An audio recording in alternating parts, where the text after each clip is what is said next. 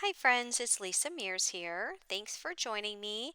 In this video, we're going to be making these adorable Halloween candy buckets to give as gifts on Halloween. And we're going to be using the brand new Pretty Pink Posh candy bucket dies to do this. So it is part of their brand new Halloween release. And if you missed that unboxing video, I will link it here at the top right corner of this video and you can watch that next. So here is a look at the candy bucket dies from Pretty Pink Posh. It is a pretty large die set. It has the dies here to make the actual candy bucket, and there are 4 different faces that you can include on your candy bucket, including a Frankenstein face, a monster face, pumpkin, and a ghost face. I'm going to start by making a Frankenstein candy bucket. So you have this large die, which I die cut out of the green cardstock. You have the top for the bucket if you choose to use that. There's also a handle. And then there's also a smaller die, this particular die right here, that you can use to either cut out the middle of the box. So if you wanted to make it like a shaker, or if you wanted to just die cut another piece of cardstock to put as a label on the top with a sentiment, or even just die cut a piece of pattern paper and put a little layering piece on there.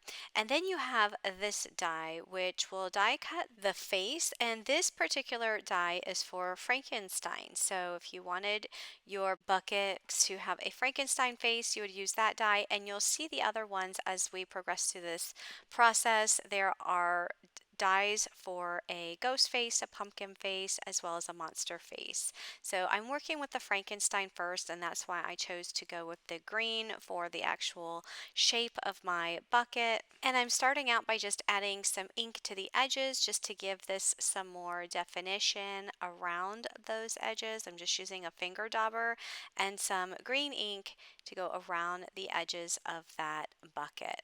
And I'll do the same thing for the handle. I die cut the lid with a very light gray cardstock, but I'm adding some black ink to that gray cardstock. And I'm trying to get a lot of that black ink down because I just wanted a very little bit of the gray to show through in the middle of that lid, and that's really going to get me some nice shading on this lid. So you can see how there's just a little bit of gray showing in the middle. So now I'm going to glue the lid onto the bucket. And then this triangular piece that I cut out of the black cardstock, I'm going to glue right below the lid, and that's going to represent just a little bit of hair peeking out of the top, like some bangs for the Frankenstein. Now I'm just going to add the eyes as well as the mouth onto the front of the bucket. You can see how it's coming together and starting to resemble a Frankenstein. There's also a die to cut out the stitches, which I added those as well. Next, I'm going to work on the bolts, and I die cut those out of some gray cardstock, and I just inked up the edges of those, and then I'll add one on each side of the bucket. Next, I'm going to add a little bit of glue at the bottom of each part of the handle and then add it on the back side of that Frankenstein bucket. So that's how you put together the candy bucket, and these candy buckets, as I said, can be made into not only the Frankenstein but also a pumpkin, and I'm going to work on that one now. And I used orange cardstock for this one since it is a pumpkin, but of course you can make your pumpkin any color you want, adding some orange ink to add some more definition to the edges. I'll do that for the bucket and the handle. I wanted to add some sparkle to this one, so you see that little strip there of orange glitter paper. I did die cut the top of that bucket with some orange glitter paper and just fussy cut that thin strip of that bucket out with some scissors, and I just glued it on to the solid orange base. You can see I added the handle, and then there is another die for the pumpkin face, which I die cut the eyes and the mouth out of black cardstock, and I'm just gluing them onto the bucket. And yes, there is a nose as well. Next is the ghost, which I die cut out of white cardstock, and this time I'm adding some very light gray ink to the edge just to add a little bit of depth, and I'll do the same thing for the handle. I used some black glitter cardstock for that strip at the top of the bucket, and I'll go ahead and add that on. That just adds for a really nice glittery accent. And then I'm going to add the mouth as well as the eyes. So there is another set of dies for that ghost face. You can see how cute that is. And then I'll add the handle as well. So for my last one, I'm going to use the monster dies. And one thing I'm doing differently here is I am using pattern paper because I do think that these dies would be super cute if you die cut them with pattern paper.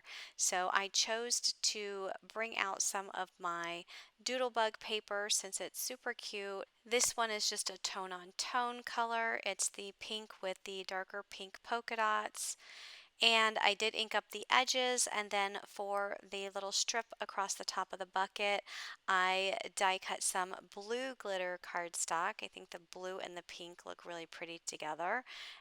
So here's a look at the die set for the face. There's actually 3 eyes, so if you wanted to give your monster 3 eyes, you can, but I am only going to use 2 of them. And then for the mouth, I die cut black and white cardstock, and you can see that I'm taking the black mouth and I'm just cutting off those triangle shapes at the top to just leave the line for the mouth. And what I'm going to do is I'm going to layer that on top of the white mouth so that the mouth shows with the white teeth and the black line for the mouth.